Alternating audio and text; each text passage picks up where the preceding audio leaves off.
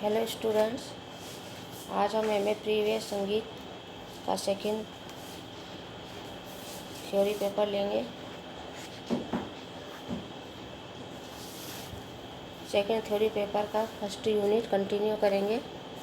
First unit का second topic पर हमने लेंगे आज हम देखेंगे भरत की मूर्छना। 7 स्वरों के क्रमबद्ध उतार चढ़ाव को मूर्छना कहते हैं। एक ग्राम के किसी भी स्वर को आधार बनाकर क्रमशः 7 स्वर नीचे उतरने से मूर्छना बन जाती है। इस प्रकार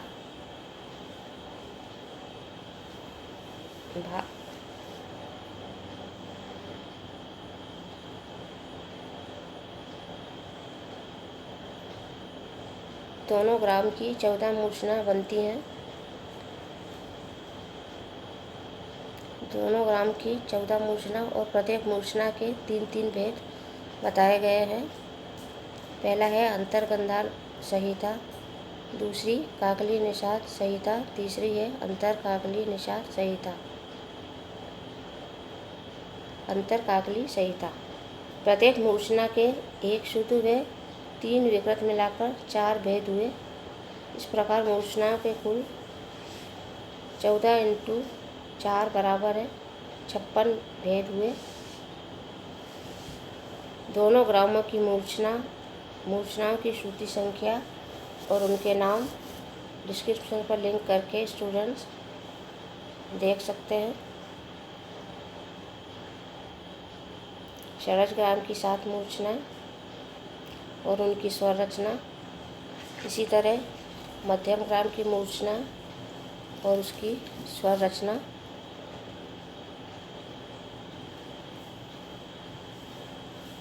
मूर्छना से उत्पन्न जातियाँ पर हम चर्चा करेंगे।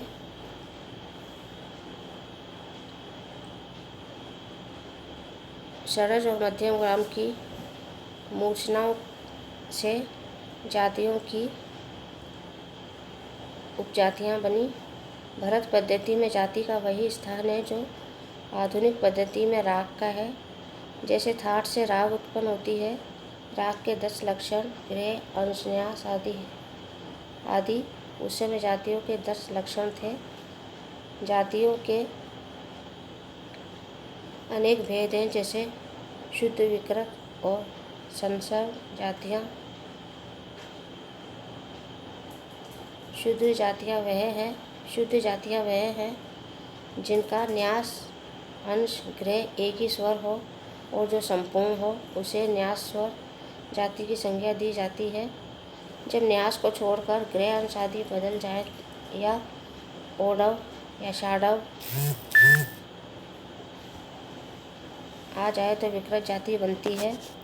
2 या 2 से अधिक जातियों के मेल से जो जातियाँ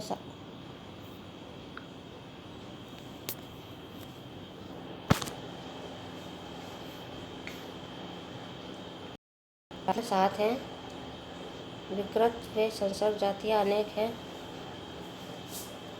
स्पष्ट है, भरत पद्धति में बड़े ही सरल ढंग से स्वर, फिर स्वर से ग्राम, ग्राम से मूर्छना, मूर्छना से जातियों की उत्पत्ति बताई है। चतुर्सारणा प्रक्रिया, भरत की चतुर्सारणा प्रक्रिया अब हम देखेंगे। नाट्यशास्त्र में ये कहा गया है कि मध्यम ग्राम में पंचम को 1 श्रुति उतार देना चाहिए। अब उस उतरे हुए पंचम को 1 श्रुति उतारने चढ़ाने से, यानी उत्कर्ष व अपकर्ष से जो अंतर होता है वह प्रमाण श्रुति हो जाता है। ध्वनियों का यह अंतर अति सूक्ष्म भी हो सकता है, जिसे हम कान द्वारा नहीं सुन सकते। अतः श्रुति उस अंतर को कहेंगे जो श्रवणेंद्रिय द्वारा सुनी जा सके। जिस प्रक्रिया में भरत ने 22 श्रुतियाँ बताई हैं उसे श्रुति निर्देशन या चतुर्सारणा प्रक्रिया कहा जाता है। सारणाएँ करने के लिए हम 2 वीणा लेंगे जो सर्वदा एक जैसी हो, अर्थात दोनों पर 7 तार हो, दोनों षड्ज ग्राम में मिली हुई हों, दोनों को छेड़ने का क्रम एवं वादन के समय आघात एक जैसे हों। जिस वीणा पर सारणा प्रक्रिया की जाएगी वह चल और दूसरी वीणा अचल कहलाएगी। 2 वीणा लेने का उद्देश्य यही है कि सारणा प्रक्रिया के बाद स्वरों की स्थिति का सही ज्ञान हो सके और अचल वीणा से उसके स्वरों की तुलना की जा सके। पहली सारणा में चल वीणा के पंचम को इतना उतारा जाए कि अचल वीणा के ऋषभ के साथ साम संवाद से संबंध स्थापित हो जाए। इस प्रक्रिया में चल वीणा का पंचम अचल वीणा के पंचम से जितना उतरेगा वह प्रमाण श्रुति होगा। अब चल वीणा का पंचम जितना उतरा है उसी का अनुपात में अन्य स्वरों को भी उतार देंगे। इस प्रकार चल वीणा के सभी स्वर अचल वीणा के स्वरों से एक एक श्रुति उतर जाएंगे और वह श्रुति प्रमाण श्रुति है, जिसका माप 81/80 है। क्योंकि इस सारणा में चतुश्रुतिक स्वर के माप में से त्रिश्रुतिक स्वर के माप को ज्ञात किया जा सकता है।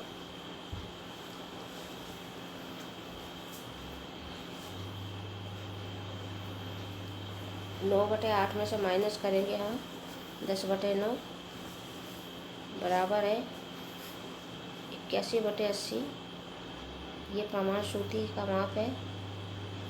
यदि षड्ज ग्राम के रेखा अंतर को घटाएं तो भी हमें प्रमाण श्रुति का माप ज्ञात हो जाता है। भरत की हम दूसरी सारणा देखेंगे। दूसरी सारणा में पंचम को इतना कम करेंगे कि जिससे चल वीणा के गनी क्रमशः अचल वीणा के रेध में मिल जाए।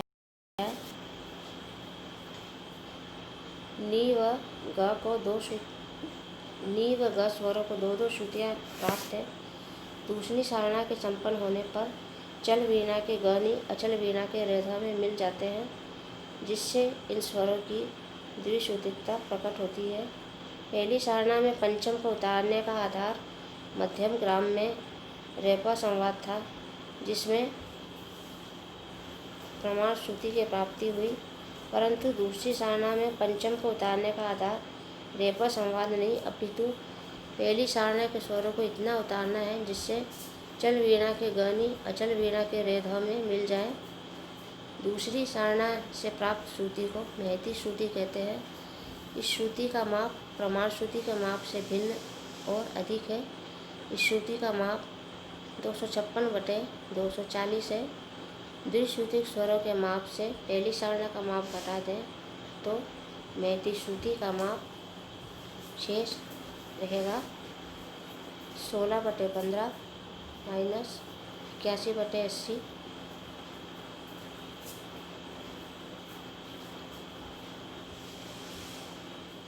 बराबर होगा 254/240।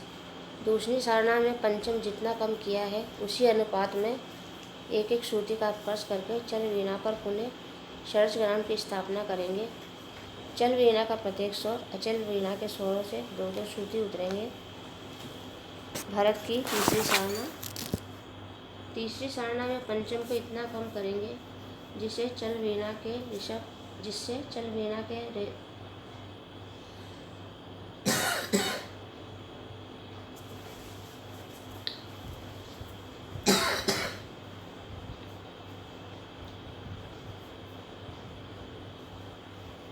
तीसरी सारणा में पंचम को इतना कम करेंगे जिससे चल वीणा के ऋषभ देवत क्रम से अचल वीणा के ऋषभ में पंचम में मिल जाए।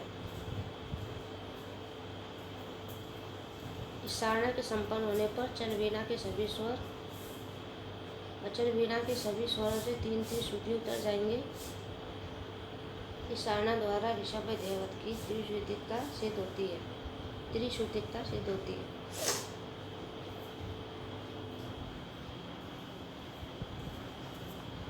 इस सारणा में श्रुति प्राप्ति का आधार प्रमाण श्रुति व महती श्रुति के आधार से प्रमाण से अधिक भिन्न है। इस सारणा से प्राप्त श्रुति को उपमेती श्रुति कहते हैं। इस श्रुति का माप महती श्रुति से कम व प्रमाण श्रुति से अधिक है। उपमेती श्रुति का गणित माप 25/24 है। तीसरी सारणा में 3 श्रुतियों का अपकर्ष होता है, अतः त्रिश्रुतिक माप में से द्विश्रुतिक माप घटाने पर तीसरी श्रुति अर्थात उपमेती श्रुति का माप शेष निकल आता है। इस अनुपात में पंचम का अपकर्ष किया है। जिस अनुपात में पंचम का अपकर्ष किया है उसी अनुपात में अन्य स्वरों को भी उतार देंगे। इस सारणा में स्वर की प्राप्ति का आधार प्रथम 2 सारणाओं से भिन्न है। इस सारणा के संपन्न होने से चल वीणा के स्वरों में चल वीणा के स्वर से 3-3 श्रुति उतर जाएंगे। अब देखेंगे हम भरत की चौथी सारणा। इस सारणा के लिए भरत ने कहा है कि चतुर सारणा में चल वीणा के पंचम को इतना कम करो जिससे चल वीणा के षड्ज मध्यम पंचम क्रमशः अचल वीणा के निषाद गंधार व मध्यम में मिल जाए। इस समय अचल वीणा के सभी स्वर चल वीणा के स्वरों से 4-4 श्रुति ऊंचे हैं।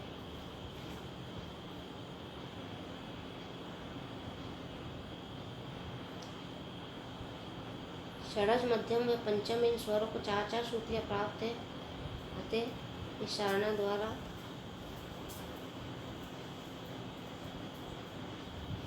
दो श्रुतियों की सिद्धि हुई है। इस सारणा से प्राप्त श्रुति भी प्रमाण श्रुति है, क्योंकि चौथी सारणा के पंचम व तीसरी सारणा के ऋषभ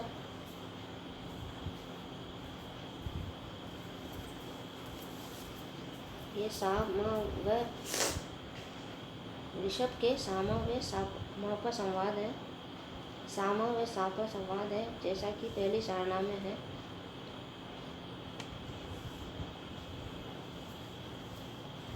सारणा प्रक्रिया से हमें क्या निष्कर्ष प्राप्त हुए वो हम देखेंगे।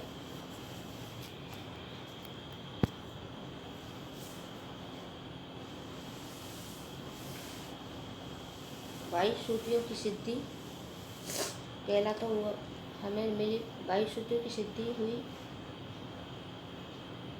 दूसरी सारणा में गनि की 4 श्रुतियाँ, तीसरी सारणा में हृदय की 6 श्रुतियाँ, चौथी सारणा में सामा प की 12 श्रुतियाँ।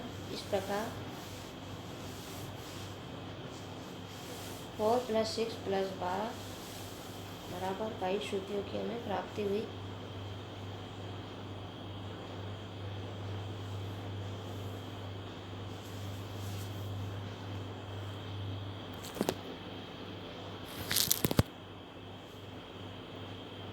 नेक्स्ट है सामा प की चतुश्रुतिकता, हृदय की त्रिश्रुतिकता और गनि की द्विश्रुतिकता सिद्ध हुई।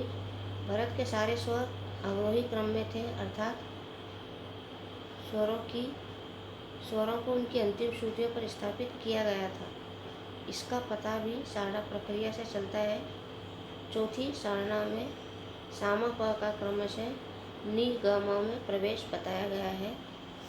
नेक्स्ट जो निष्कर्ष निकला सारणा प्रक्रिया से वो यह है, षड्ज ग्राम में निषाद 22वीं श्रुति पर व षड्ज 4 श्रुति पर अर्थात 4 श्रुति पर है, अर्थात दोनों में 4-4 श्रुतियों का अंतर है। यदि नि की स्थापना करके उसकी श्रुतियाँ आती हैं तो निशा का अंतर 4 श्रुति की बजाय 2-2 श्रुतियों का हो जाता है। तब षड्ज का निषाद में मिलना संभव नहीं होता। अगर सारणा प्रक्रिया द्वारा ये सिद्ध होता है कि पहले श्रुति की और फिर स्थापना हुई, पहले श्रुति अंतर छोड़ा गया और फिर स्वर की स्थापना की होगी। नेक्स्ट जो निष्कर्ष है, भरत की 22 श्रुतियाँ समप्रमाण नहीं है। यद्यपि भातखंडे जी ने इन्हें आधुनिक युग में समप्रमाण से प्रमाणित मान लिया, क्योंकि उन्होंने भरत के प्रमाण श्रुति स्वर को श्रुति प्रमाण स्वर माना है।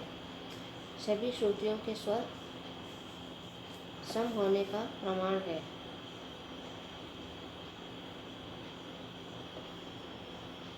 भरत की 22 श्रुतियाँ सम प्रमाण नहीं है, यद्यपि भास्कर जी ने इन्हें सम प्रमाण माना है, क्योंकि इन्होंने भरत के प्रमाण श्रुति स्वर को श्रुति प्रमाण स्वर माना है। सभी श्रुतियों के स्वर सम होने का प्रमाण किया है। यद्यपि प्रत्येक सारना में एक श्रुति का अपकर्ष होता है, किंतु यह एक गणित का एक माप नहीं है। इस एक श्रुति का माप प्रत्येक सारना में भिन्न है। इस कारण सारना प्रक्रिया द्वारा ये सिद्ध होता है कि भरत की श्रुतियाँ सम प्रमाण नहीं है। भरत के नाट्यशास्त्र में भरत का नाट्यशास्त्र ग्रंथ इस सिद्धांत का प्रवर्तक ग्रंथ है। भरत के सप्त स्वरों द्वारा रस निष्पत्ति व उनके स्थायी भाव भी बताए हैं। प्रत्येक ललित कला का उद्देश्य रसानुभूति है। उपरोक्त बिंदुओं के आधार पर हम ये कह सकते हैं कि भरत का नाट्यशास्त्र संगीत विषय आलोचना का स्रोत रहा है। जितने भी संगीत ग्रंथ रचे गए, नाट्यशास्त्र उनका आधार रहा है। स्टूडेंट्स, PDF के लिए डिस्क्रिप्शन पर लिंक करें। नेक्स्ट वीडियो में हम चर्चा करेंगे नारद के बारे में।